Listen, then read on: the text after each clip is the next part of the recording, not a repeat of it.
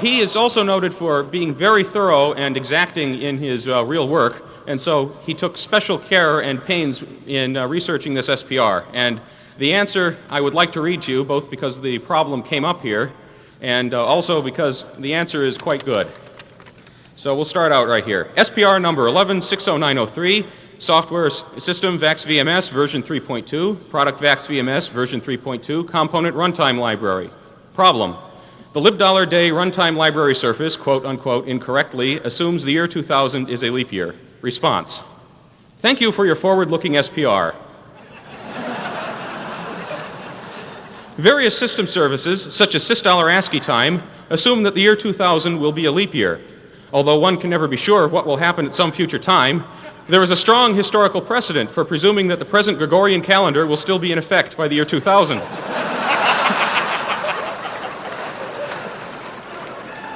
Since we also hope that VMS will still be around by then, we have chosen to adhere to these precedents. The purpose of a calendar is to reckon time in advance, to show how many days have to elapse until a certain event takes place in the future, such as the harvest, or the tides, or the next monsoon, or a flood, or the next major release of VMS. The earliest calendars, naturally, were crude and tended to be based upon the seasons or the lunar cycle. The calendar of the Assyrians, for example, was based on the phases of the moon. They knew that a lunation, the time from one full moon to the next, was 29.5 days long, so their lunar year had a duration of 354 days.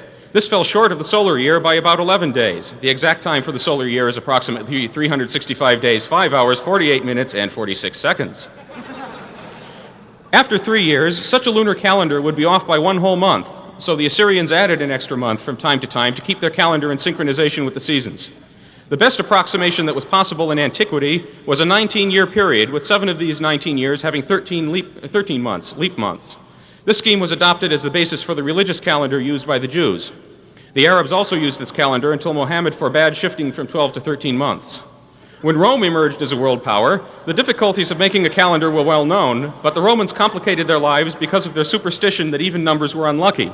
Hence, their months were 29 or 31 days long, with the exception of February, which had 28 days. Every second year, the Roman calendar included an extra month called Mercedonius of 22 or 23 days to keep up with the solar year. Even this algorithm was very poor, so that in 45 BC, Kaiser, advised by the astronomer Sosigenes, ordered a sweeping reform.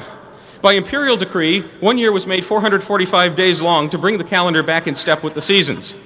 The new calendar, similar to the one we now use, was called the Julian calendar, named after Julius Caesar. Its months were 30 or 31 days in length, and every 4 years was made a leap year, having 366 days. Kaiser also decreed that the year would start with the first day of January, not the vernal equinox in late March. Kaiser's year was 11.5 minutes short of the calculations recommended by Sosigenes, and eventually the date of the vernal equinox began to drift. Roger Bacon became alarmed and sent a note to Pope Clement IV, who apparently was not impressed.